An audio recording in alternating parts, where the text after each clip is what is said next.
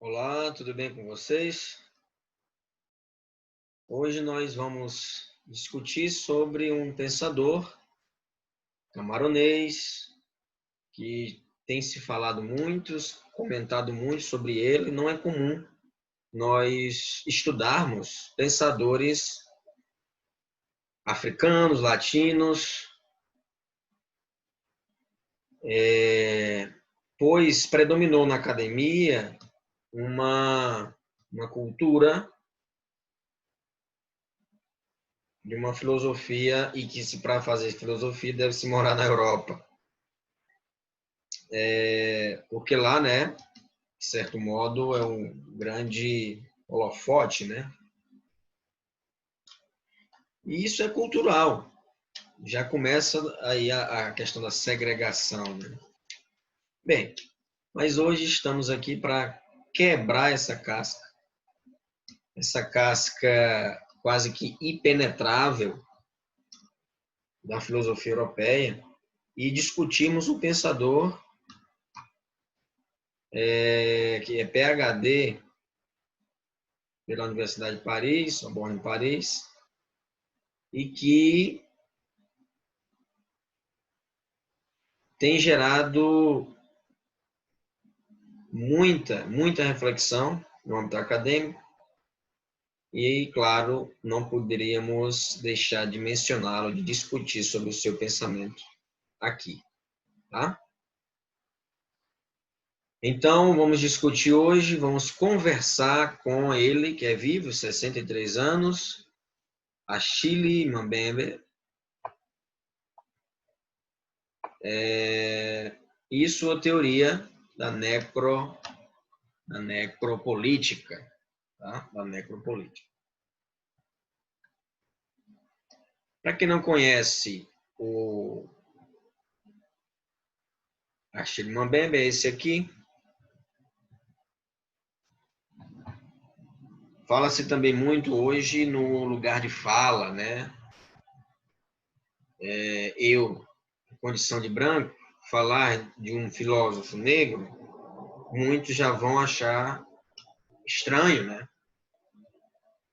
Ou até mesmo, o que você entende sobre racismo, professor? Realmente, eu nunca sofri racismo, mas posso garantir a vocês que eu também sei me colocar no lugar do outro. Também sei me colocar no lugar do outro. E nunca sofrerei racismo. Falar de racismo eu não posso, porque falar de dentro eu não sofri. Sobre racismo nós podemos conversar. E para eliminar também essa cultura que vem prevalecendo no Brasil, né? Racismo é algo estrutural no Brasil, não somente no Brasil, é claro, mas e nesse contexto pandêmico que estamos vivendo, saltou, né, de maneira mais pujante, assim, porque e vem a calhar a reflexão de Achille Mbembe, porque ele vai dizer, vai discutir sobre o conceito de necropolítica. Isso mesmo, necrotério, né? Necro, morte, cadáver, que Jorge Agamben já vem dizendo que é a vida nua, né? Michel Foucault vai falar sobre a biopolítica, biopoder, e aí podemos associar porque o Mbembe recebe forte influência desses pensadores de Freud, Fanon e, né? Bem, necropolítica, esses são os tópicos que nós vamos discutir hoje. Necropolítica, a morte como projeto político e quem deve viver, quem decide quem vive, né? Quem decide quem vive é uma das reflexões que nós propomos para assim podermos continuar essa reflexão. Eu costumo dizer que essa disciplina termina no segundo semestre, final do segundo semestre. né? Então, temos aí uma extensão dessa disciplina, que é a disciplina de antropologia jurídica. Filosofia do direito, geral jurídica e antropologia jurídica, elas estão bem próximas, né? Então, essa discussão, esse dilema, essa problemática, vamos discutir ainda em antropologia jurídica, tá?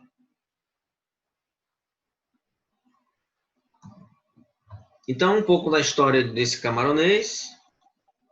Nasceu em Hauteville, nos Camarões franceses, em 1957. Obteve seu PhD em História na Universidade de Sorbonne, Paris, em 89. Olha só, o ano que eu nasci, né? Então, subsequentemente, obteve nos Estados Unidos também, estudos políticos, e na mesma cidade, né? Bem, já teve cargos na Universidade de Columbia, em Nova York, em Washington, né? Pensilvânia, Universidade de Califórnia, em Berkeley e Yale, Duncan e também o Conselho para o Desenvolvimento da Pesquisa em Ciências Sociais na África, Senegal. Suas principais investigações na história da África são a história da África e o pós-colonialismo. Ele fala que nós devemos nos descolonializar.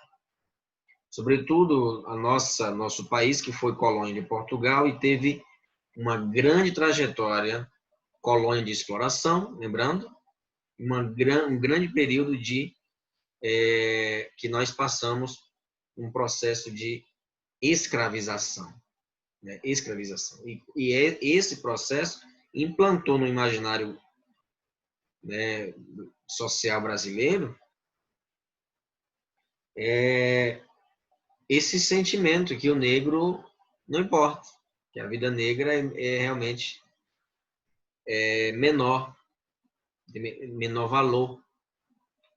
Então, há, de certo modo, uma quantificação, vamos dizer assim, monetária, ou até mesmo de valor, como se a dignidade pudesse ser mensurada. Eu tenho mais dignidade porque eu sou branco, o outro negro não tem tanta dignidade assim. Então, isso é muito grave e o Movimento vai denunciar isso também. Tá?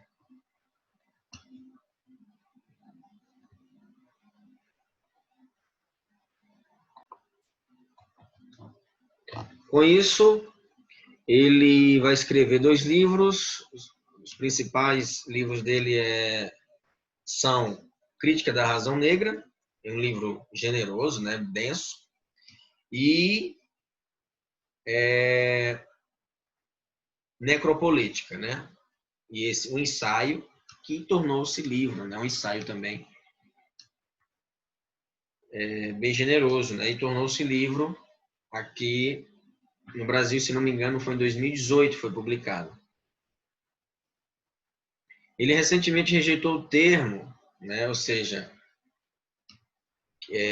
teórico pós-colonial. Ele rejeitou esse termo, né? Por ele não, sabe, ele quer promover uma desrotulação, justamente, né? E aí aceitar esse termo seria uma afronta até mesmo à sua própria teoria, né? Então rejeitou o termo porque vê seu projeto como um trabalho tanto de aceitação quanto de transcendência da diferença, em vez de um retorno para a terra natal, né? Para a terra natal, para a terra natal original, né? Marginal e não metropolitano. E não metropolitano. Então, ao aceitar, se ele tivesse aceitado esse termo pós-colonial, iria contra toda a sua denúncia. Né? Ele está a favor, ele é a favor, ele acolhe os menos favorecidos e denuncia o que o Estado faz, o extermínio que o Estado faz, proporciona executa, melhor dizendo, a população negra, a população que vamos ver o dever negro, né? Que é o pobre, que é o índio, que é o negro. Né? Bem, Mbembe, ele flerta com Foucault, Freud e o Fanon. Mbembe interpreta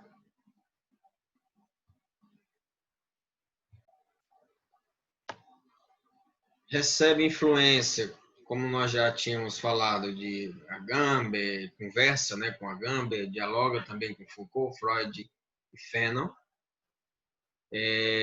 Interpreta a África, ele interpreta a África não como um lugar definido e isolado. Né? Às vezes nós temos a tendência, e aí já nessa fala, se percebe de colocar a África como algo distante, um continente inóspito, né?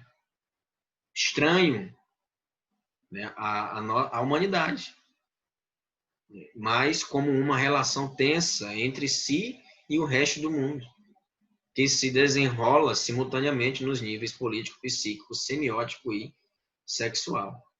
Segundo Mbembe, o conceito de biopoder de Michel Foucault como um agrupamento de poder disciplinar e biopolítica não é suficiente para explicar as formas contemporâneas de subjugação. Aos insights de Foucault sobre as noções de poder soberano e biopoder, Mbembe vai acrescentar o conceito de necropolítica, como o próprio nome já diz, uma política da morte. Então, que vai além de simplesmente inscrever corpos dentro de aparatos disciplinares, como Foucault faz. Ele vai dizer, olha, a vida deveria ser a regra, porém agora a morte é exceção, porém há uma inversão. A morte passa a ser a regra e viver se tornou um privilégio. Viver se tornou um privilégio. Então, o Estado que decide quem vive. Discutindo os exemplos da Palestina, África, Kosovo, e Mbembe mostra e demonstra como o poder da soberania agora é encenado através da criação de zonas de morte, onde a morte se torna o último exercício de dominação e a principal forma de resistência.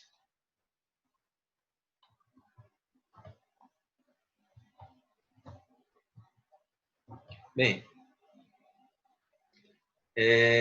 nesse movimento, Vidas Negras Importam, é interessante observar que não é somente o negro que tem que participar, todo mundo tem que participar, todos devem participar. Né? Porque se você não toma partido, é obrigado a tomar bem. Não basta você ser racista. Racista é ótimo, né? Não basta você ser contra o racismo. Você tem que ser antirracista. Então você tem que levantar realmente a bandeira do antirracismo. Né? Não basta você se auto-intitular não sou racista. Mas aí vê uma cena de racismo e ignora.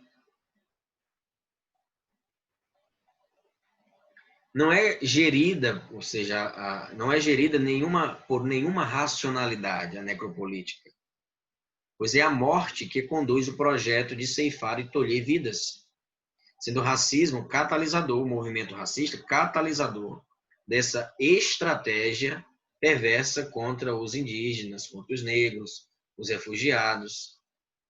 A necropolítica, como política de morte, sustenta-se na dimensão da racionalização, mas a extrapola na medida em que a condição subalterna reservada aos negros, pouco a pouco se amplia e aponta para um devir negro do mundo. O pobre também enfrenta preconceitos. O refugiado, embora não sendo negro, enfrenta preconceito. LGBTQIA+, enfrentam preconceito. Então, há uma falência dos aparatos teóricos para lidar com tantos problemas. Haja vista que muitos não consideram a necropolítica como problema. Ainda tem essa. Então, não basta você discutir, vou chegar bem perto. Não basta você discutir o racismo no âmbito moral. É necessário que você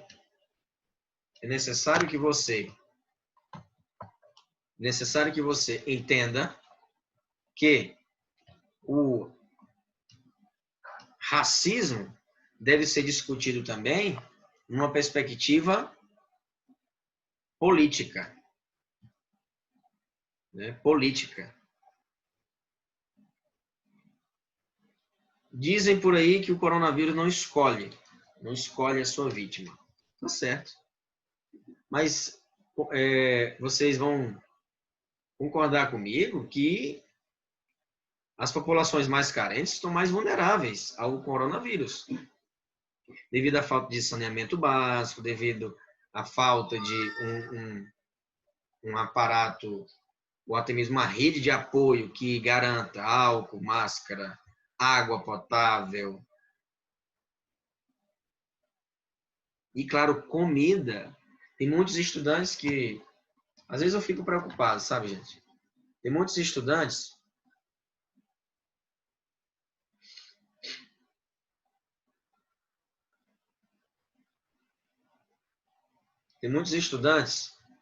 que eles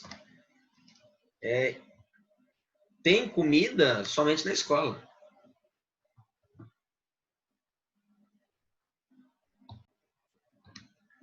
Tem comida somente na escola.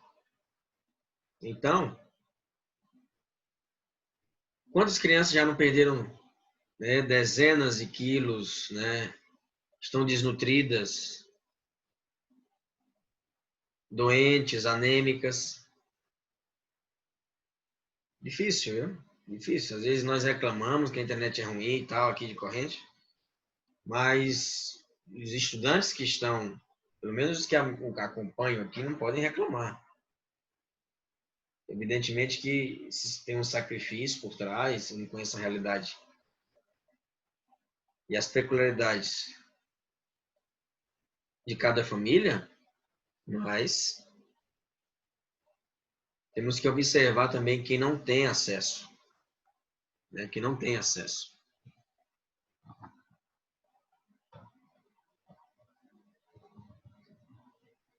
Bem, a morte como projeto. A manutenção da morte e a administração de vidas do limbo, né? No limbo. Limbo é como se fosse o meio termo, né? Nem vida, nem morte, né? Tá beirando ali a sobrevivência. Os moradores de rua, as pessoas em condição de rua, o povo de rua tem essa situação. Aqui em Corrente não vemos muito isso, né? Porque por ser uma cidade de pouco mais de 30 mil habitantes. Mas se você for aí ver,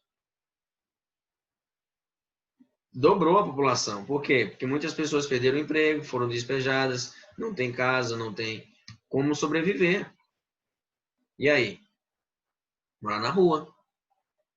E a população de rua também vive em uma situação de vulnerabilidade social. Não há uma política de acolhimento. A rede hoteleira, cadê? A hotelaria, né, os hotéis, as pousadas, poderiam acolher. Mas nunca sai decreto, nunca saiu nada do tipo. Então, há uma consolidação de um domínio de determinada classe social. Há uma consolidação. Aí todo mundo fazendo live, né? Incrível isso, rapaz. Incrível. Eu, particularmente, eu sou muito cético com essas doações, sabia? Um pouco cético. Fala-se a doação para cesta básica, para ONG e tal. Mas será que todo esse dinheiro será destinado mesmo para essa ONG, para essa... Eu fico preocupado com isso. Né?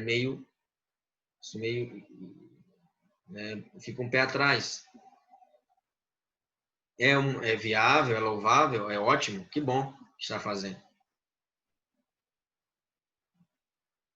Mas será que toda a verba será destinada mesmo?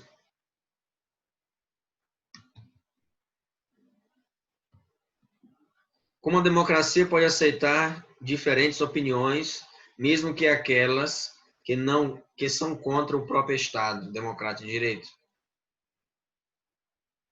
Então, como a democracia pode aceitar essas opiniões? Contra o próprio Estado de Direito? Não tem como. Aí as pessoas utilizam dessa liberdade, a liberdade que é garantida constitucionalmente, para incitar o ódio.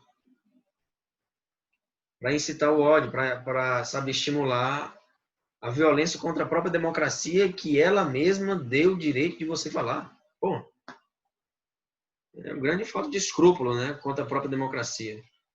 De fato, estupram a democracia. Mais uma violência contra a mulher, né?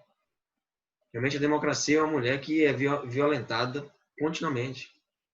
Continuamente a mulher é violentada. Nossa democracia. E uma nova, né? Tem o quê? Quantos anos aí a democracia? 32 anos? Né? Fase adulta já. Poderia se ter mais maturidade, mas, no entanto, o que fazem com a democracia? Instrumentalizam. Instrumentalizam-na. É muito doloroso isso. Para quem é um jurista e ama o Estado Democrático de Direito, sabe, de fato, que é justiça social, o que a Constituição diz, é muito difícil ver as instituições se degradando, soltando fogos em frente ao Congresso, o STF, né, a parábola do fogo, né, dos fogos diminuindo para acertar, sabe? É difícil. É muito difícil isso, enxergar, né? Então, é permitida toda liberdade de expressão, porém, exceto aquela que ofende a própria democracia. Isso aí não tem como admitir. Mas a necropolítica significa o aniquilamento de vidas, né? O aniquilamento de vidas que o Estado deseja matar. Que o Estado deseja matar. Os entregadores, por exemplo, deliveries. Às vezes nós temos esse olhar míope, obtuso, por morarmos em uma cidade pequena e reduzir o Brasil à corrente, ou reduzir o Brasil a Cristalândia, Jiboé, Formosa. Não podemos. Não podemos. Não podemos nos deixar consumir por esse olhar obtuso. Restringir o Brasil a 30 mil pessoas. O Brasil tem mais de 200 milhões de pessoas. 200 milhões de pessoas. Então, temos que olhar as nuances de cada localidade, né? De cada estado. Comparar a corrente a São Paulo, não tem como. Não tem como. Né? Dobro, triplo, quádruplo de casos. E moradores de rua, aí então, entende? Não tem como equiparar.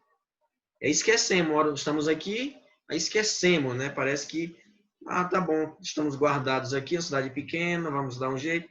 Esquecemos o resto do Brasil, não podemos. Né? Então, nós temos uma ilusão diante da democracia, isso que também George Agami fala. Ou seja, o quantitativo de massacres não é exceção. Né? Olha só, se pegarmos somente de 1917, 18, Primeira Guerra Mundial. E depois, Alemanha, nazista, Itália. Claro, Stalin não foi, mas mesmo assim foi um massacre. Toda ideia extremista é horrível e aniquiladora. Coreia do Norte, né? Japão. Então, a democracia, nós temos que, Bobbio fala muito bem isso, definir minimamente as regras do jogo, uma definição para a democracia. Eu gosto do conceito muito bobiano, de Bobbio, porque ele diz, olha, a primeira característica da democracia é o dissenso, respeito ao dissenso. É a primeira, ponto. E ter minimamente ali um Estado democrático de direito, uma definição do que seria isso. Né? Estado de emergência deveria ser uma exceção, mas se tornou regra. Aproveita-se do estado de emergência para implantar a necropolítica, por exemplo. Tornar o negro nosso inimigo, tornar LGBTQI+, nosso inimigo, indígena, os refugiados, nosso inimigo, que nós já discutimos lá atrás, né, com George Agamben, e que aqui na necropolítica reacende essa discussão com o Achille Mbembe. Black Lives Matter. Então, vidas negras importam. Uma crítica da razão negra se faz, portanto, necessária, pois o neoliberalismo, como face atual e devastadora do capitalismo, produz desempregados, indivíduos descartáveis, favelados, refugiados, imigrantes, toda uma horda de seres matáveis, expostos à morte. Marielle, George Floyd, João Pedro, João Vitor, Ágata, Mamarildo. Quantos Amarildos ainda irão morrer? Quantas Marielles ainda irão morrer? Na gestão da vida, parece que burocratiza a si mesmo, né? Você vai para cá, você pode viver, você deve morrer, você não tem importância, tem que passar fome mesmo. Isso é uma política neoliberal. Então, na gestão da vida, inventam-se e reinventam-se hierarquias, classificações, assimetrias, discriminações, em que a religião, os valores morais e culturais vêm substituir o lugar da biologia como fundamento da discriminação, ao mesmo tempo que se sobrepõe à própria vida. Então, a religião assume o que aconteceu na Bolívia, foi um golpe, né? Colocaram a Bíblia no centro. Nossa, como utilizam a palavra de Deus e os tolos caem. Tudo cai. Quem é tolo cai nesse conto de fada. Tá vendo que tá manipulando? Tá abusando da tua ingenuidade, do teu fideísmo, da tua cegueira religiosa e implantando uma ideia. Pensar o racismo não somente numa dimensão moral, mas numa dimensão política. Razão política que aponta para a morte. Então, a morte não é exceção, ela é regra. Na necropolítica, ela o Estado se utiliza de aparatos tecnológicos, de meios tecnológicos para matar. Vão para a rua, saem de casa, liberdade de expressão, tá? Mas isso afeta principalmente a população mais carente. O vírus pega todo mundo, mas afeta principalmente aquele que sofre por não ter o que comer, que vai ficar fraco, aquele estudante que não tem o que comer, está estressado porque não tem internet de qualidade, que vai repetir de ano. Né? Então, é tenso isso, né? A questão da necropolítica. Angela Davis, né? Para quem não conhece, procure, pesquise, é uma ótima pensadora. Podemos depois fazer uma aula sobre ela. Quem sabe na disciplina de antropologia, né? Não vamos estudá-la, quem sabe, né? Pode ser. Bem, racismo estrutural é ainda mais enfático ao afirmar, o racismo estrutural é ainda mais enfático ao afirmar que o neoliberalismo é uma reedição da escravização, né? Da escravização negra moderna. Trabalho análogo à escravidão. Trabalhar, às vezes, por um par de comida. É o que o neoliberalismo faz.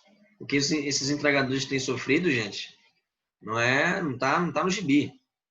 Pois, nesse contexto, é necessário usar e explorar as pessoas, seus trabalhadores, como se fossem escravas. Como se fossem escravas, né? Submeter a empregada doméstica a um trabalho ganhando menos, né? Ou até mesmo contratar aquela pessoa ali, mas não pagar todos os direitos como ela tem direito. Sucatear de fato, né? Estratificar o trabalho. Né? O trabalho se dilui. Os direitos trabalhistas já adquiridos se diluem. O devir negro se insinua a cada novo avanço do neoliberalismo, cujo projeto de globalização comercial implica a construção de centros e periferias, exploradores e explorados em um modelo escravocrata que se sustenta na racialização da humanidade, seja ela biológica, seja social. Então, a humanidade hoje, ela fala da Índia, né, questão do sistema de castas. Aqui também, todo mundo tem castas, né, castas. Se você é negra ou negro, tem vergonha disso? Não tem vergonha. Não tem vergonha. E é muito, muito complexo eu falar isso para vocês lutarem, para vocês enfrentarem, porque de fato o sistema é muito denso. É muito denso. Mas podem sim, e devem. Né? Contem comigo, tá? Contem comigo. Quando você chega numa instituição, já falamos isso, né? E não se depara com alguém de sua cor, poxa, eu não tenho com quem me identifico, né? Então, a democracia só é viável se o racismo for reconhecido. Por que muitas pessoas ainda enfrentam as cotas? São contra as cotas. Porque não reconhecem o racismo. Simples assim. Não reconhece o machismo. Não reconhece, por exemplo, a segregação dos deficientes físicos. Não reconhecem, são contra cotas. Acham principalmente a cota racial, né? Questão racial. Cota para índio, negro, né? E aí? Quando não se tem algo, não se toma uma autoconsciência de que realmente existem uma estrutura racista no Brasil, aí vem aquele discurso que prega a não aceitação das cotas pelo pretexto de que todos têm capacidade. Será mesmo que... Então, tudo bem, vamos colocar assim, todos têm capacidade, mas você estudou no Dom Barreto, você estudou bem aqui no São José ou no IBC, toda a infância lá e a adolescência. Quem tem mais chance de passar? E aquele estudante, aos trancos e barrancos, às vezes sai de casa 10 horas da manhã sem almoçar, vai lanchar só 4 da tarde, como muitos fazem em uma região aqui próxima, em Formosa. E aí? Todos são capazes? Você já passou por isso? Não, não passei. Ah, tá. Como é que você pode afirmar que todos são capazes? São capazes. Eles são sábios, inteligentes também. Porém, as condições o impedem de utilizar integralmente sua inteligência. Alguém vai pensar com fome? Alguém vai pensar preocupado porque não choveu e o pai e a mãe dependem da lavoura? Da lida ali com o gado, com a terra? E aí? São iguais? Todos têm capacidade? Tem capacidade. Me dá os meios, então, para desenvolver as minhas potencialidades. Me dá os meios. Né? Se cada prática racista reeditada, reedita, melhor dizendo, reedita as novas faces do fascismo, cujos rostos camuflam a ditadura do mercado, como se fosse o sinônimo bem mais elaborado da democracia, uma luta constante se faz necessária. Ou seja, reparação e restituição de direitos como elementos políticos necessários à sustentação da democracia. A sustentação da democracia. Democracia.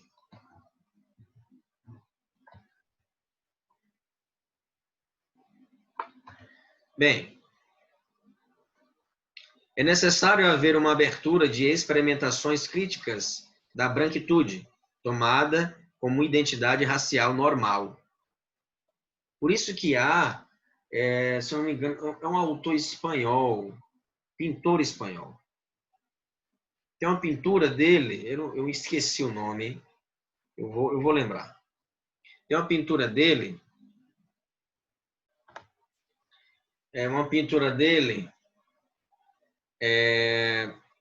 não é o nome, gente. Acho que é isso mesmo. Modesto Brocos. Creio que é assim, seja assim a pronúncia. Redenção de Cã. Aí tem uma idosa assim, agradecendo, né? Aí tem a filha segurando a criança no colo. Ela é bem negra. A filha já é mais clara. A criança é branca.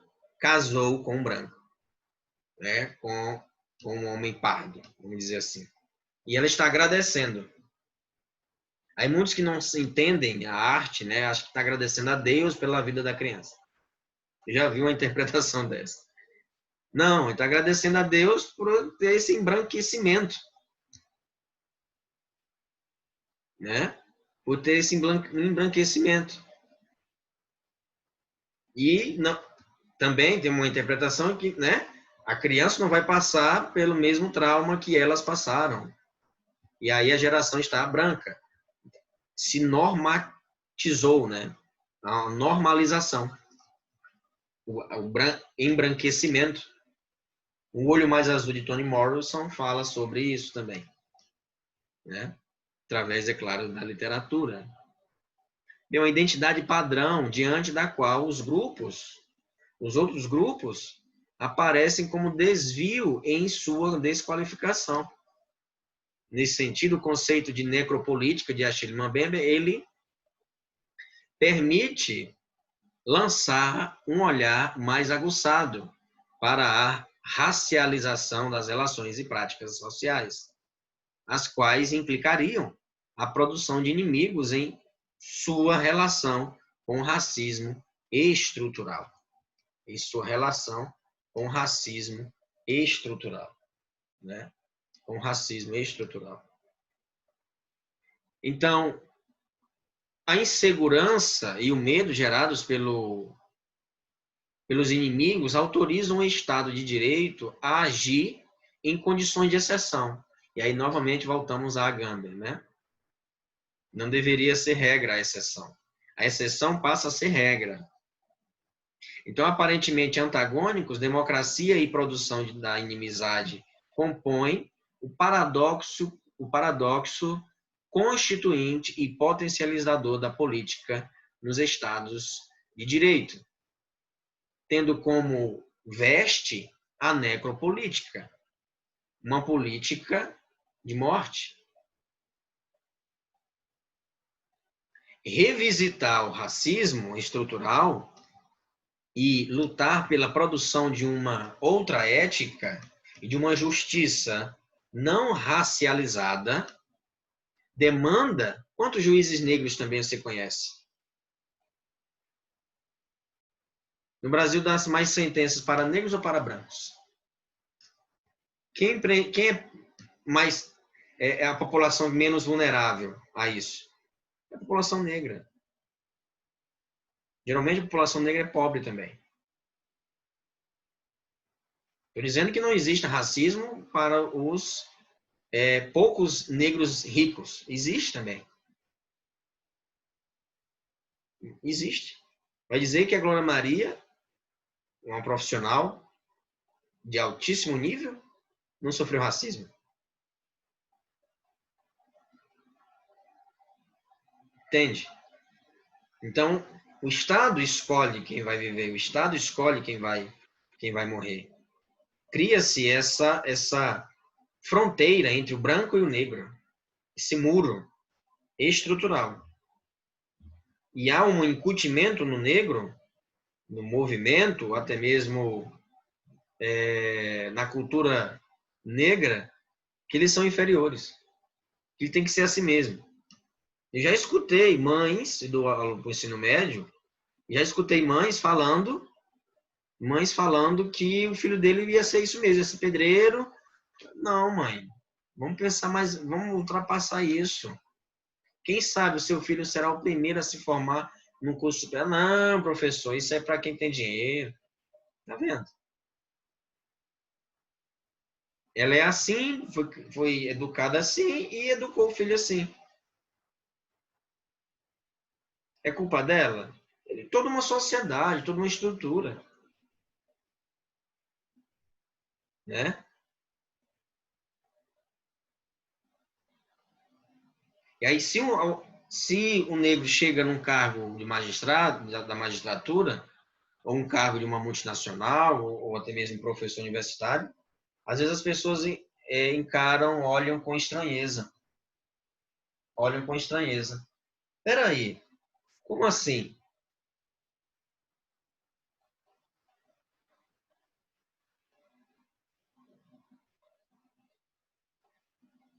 Como assim olhar com estranheza? Quer dizer que não deveria estar aqui?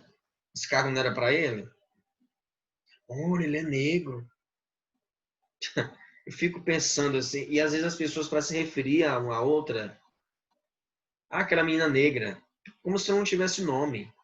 E um negro fosse um rótulo, fosse um ferrão, né? Como assim? Sim, é negra, mas precisa ficar falando isso? Eu nunca ouvi falar aquela mulher branca. É sempre aquela atriz, aquele ator negro, aquele ator negra, atriz negra. A insegurança e o medo gerados pelos inimigos autorizam o Estado de Direito a agir em condições de exceção. Desse modo, revisitar o racismo estrutural e lutar pela produção de uma outra ética e de uma justiça não racializada demanda que nas ruas, nas casas, nas universidades, nos partidos e instituições de governo, da vida haja discussão e luta. Luta no sentido argumentativo e de protesto, né? Não no sentido armado do termo. A leitura de Mambembe, ele nos permite a contextualização da realidade brasileira, o que nos leva a discutir, as tecnologias de controle social fabricadas pelo racismo brasileiro, que não se assume em sua condição de exclusão, bem como nos impele a reconhecer os saberes locais e específicos das resistências. Vamos fazer uma pesquisa. É uma boa pesquisa científica essa, viu? Uma boa pesquisa. Caso você esteja assistindo esse vídeo e se interesse, entre em contato. Manda mensagem para mim, professor, me interesso, eu quero te ajudar nessa pesquisa. Vamos juntos. Vamos fazer uma pesquisa na Faculdade Cerrado Piauiense e uma pergunta só. Aliás, duas perguntas. Você é racista? Com certeza ouviremos. Não, não sou racista. Vamos perguntar também se você já viu, se essa pessoa já viu, algum ato racista na Faculdade Cerrado Piauiense. Talvez muitas pessoas vão dizer. É uma contradição interna na pesquisa, na resposta dessas pessoas. Né? Na resposta dessas pessoas. Entende? Mas vamos ampliar para a corrente. Com certeza, muitas pessoas irão dizer. No Brasil, muitas pessoas irão dizer. Essa pesquisa já aconteceu. E é a nível nacional. E constatou-se que uma contradição. Que todas as pessoas disseram que não eram racistas, mas sim presenciaram um ato racista. Como assim? 100%? Tá alguma coisa errada. Nos dois lados. Entende? O racismo estrutural está impregnado. Todos nós somos preconceituosos. Todos nós somos preconceituosos. Quando eu não faço parte daquele determinado grupo, a minha tendência é achar aquele grupo, encarar aquele grupo como diferente, como estranho, como não estou gostando muito. Porque não me identifico. Como romper isso? E aí, com relação ao movimento negro, isso se torna mais grave, porque nossa população não tem essa autoanálise, essa autoavaliação de dizer, poxa, realmente, eu já tive atitudes racistas, como mudar isso? Como ter um olhar mais sensível para com o outro? Entende? É necessário pensar sobre isso. Bem, algumas características e indicações de livros também, para que vocês saiam dessa casca racista. Saiamos todos, né, dessa estrutura megalomaníaca que é o racismo.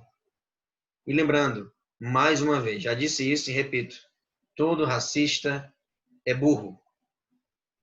O racista, a pessoa que encarou o outro como inferior, né, encara o outro, seja pela sua classe social, seja pela cor da pele, seja porque ela tem mais estudo e a outra tem menos estudo, ela é desprovida de massa cefálica. Tá? É desprovida. Se você se enquadra em uma dessas situações, leia. A leitura vai fazer com que você, não leia qualquer livro, não. Autoajuda, não. Leitura mais séria, né? Literatura séria. Né? Toni Morrison, Kafka, e tentando, sabe, entender o pensamento e contextualizando com a atualidade, com o cenário que você vive, com a sua vida. Kafka, Baudelaire, Rubem Fonseca, literatura que te dá realmente um gancho de direita e te nocauteia. Para te dar realmente aquele, poxa, peraí, eu realmente estou vacilando, né? Então, vigilância constante. Quem vive, então? Quem deve viver? Quem pode viver? Né? Estabelecimento do terror, punição do corpo, né, do colonizado. Pode punir. Né? Recentemente, num supermercado, o cara foi morto, né, asfixiado, ou até mesmo amarrado num tronco, chicoteado. Que é isso? Que é isso? E acham isso normal. Tá certo, ele tem que apanhar mesmo. Como assim ele tem que apanhar? Fico imaginando se fosse um filho ou um... Não imagina, porque não tem como fazer isso com o branco. Só imagina um tipo de atitude dessa com o negro. Sabe como é tão densa o racismo que, né, no Brasil é algo estarrecedor. Estarrecedor. Quando eu soube disso, eu falei, nossa, é de embrulhar o estômago, né? Embrulhar o estômago. E legitima-se isso. Legitima-se. E não se pode legitimar. Criação de narrativas, né? Criação de narrativas, que todos nós somos capazes, mulata, moreno claro, né? Então, há uma rotulação, incutindo no imaginário até o verbo denegrir tem uma conotação racista, a condição de extermínio na plantation, né, na plantação, corpos inferiores, né? O corpo da mulher negra é submetido ao descaso, né? A um objeto de pura erotização e até mesmo pornográfico, né? Veem a mulher, a mulata brasileira, vamos dizer assim, como um objeto sexual. Lembra do Brasil somente pela possibilidade de ver bundas, ver coxas, mas não vê a potência da mulher negra brasileira como a Djamila Ribeiro, né? Uma pensadora de fina, né? De uma inteligência incrível, como ela associa as ideias, como ela sabe, parte do real de fato ali e reflete sobre isso com muita propriedade, né? Como a Angela Davis, Simone de Beauvoir, Judith Butler, especialmente, claro, essas duas primeiras que eu citei, Angela Davis e Djamila Ribeiro. Como você se enxerga? Como você se enxerga? Você já praticou algum ato racista?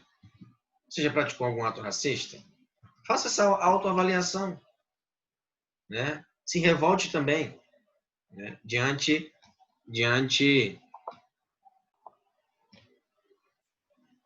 como você se enxerga? Estrangeiro, indígena, LGBTQI+, e como negro? Como você se enxerga? Se você tenta se colocar no lugar do outro, dessas pessoas, então há múltiplos métodos que caminham para a morte, que conduzem esses grupos para a morte. E não estou falando de identitarismo. Olha, eu li uma frase, não sei de quem é, Wales, alguma coisa assim, não me lembro o nome do autor, mas a nossa nacionalidade é a humanidade. Nós somos cidadãos cosmopolitas. Temos que cada grupo de fato tem o seu pertencimento, se sentem de fato queridos e amparados por o seu grupo. Agora, independentemente do seu grupo, não se deve fazer distinção, não, tá? E para sair dessa casca megalomaníaca, racista e estrutural que nós vivemos, nós devemos pensar descolonizadamente, descolonialmente. Nós devemos nos descolonizar, né? Parar de achar que nós somos colonizadores. Colonizador faz o quê? Rouba, estupra, mata, aniquila, mutila, sem pedir permissão. E se acha no direito de fazer isso. Não, não mesmo. O Brasil não tem o negro como referência. E deveria ter. O colonizador, nós temos como referência quem? Quem? E até alguns estudiosos brasileiros. Quem? Portugal. O padrão europeu. Né? Então, temos aí o ódio que você semeia, né? O ódio que você semeia de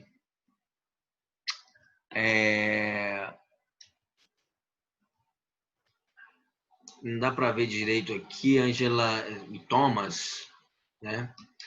O sol é para todos, né? E também vidas negras importam, que no caso é o movimento, e o último livro é a Cor Púrpura, né, de Alice Walker. Isso mesmo. Tá? Então, esses 3 livros eu não li, não os li, mas achei muito interessante as críticas que eu li sobre esses livros. Eu indico um, eu já até citei aqui, O Olho Mais Azul, de Toni Morrison. É um livro fantástico. E também Metamorfose, de Franz Kafka, nos ajudará nos colocar no lugar do outro e sabe, fazer pensar certas atitudes que nós às vezes temos diante desse movimento, né? Desse movimento que cresce, que às vezes nós desprezamos, né? Acha que é besteira, que é modinha. Não, não é modinha. Não é modinha. E nós vamos parar com isso quando bater na nossa porta. Quando bater na nossa porta alguma injustiça, aí sim, vamos passar, realmente, eles merecem respeito, merecem atenção. Algumas referências biográficas que me auxiliaram aí na construção desses slides. Peço que vocês lutem, independentemente do grupo que você pertence. Que realmente você adote como bandeira a humanidade. E que seja LGBTQI+, seja negro, seja latino, refugiado, você consiga lutar por direitos, né, por essas pessoas. Tá? Então, um grande abraço, coragem, não ao racismo, não à banalização das vidas,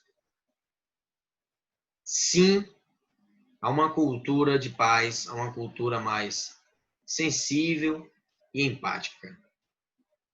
Forte abraço. Cabe a você mudar o mundo. Mude. Comece. Até mais.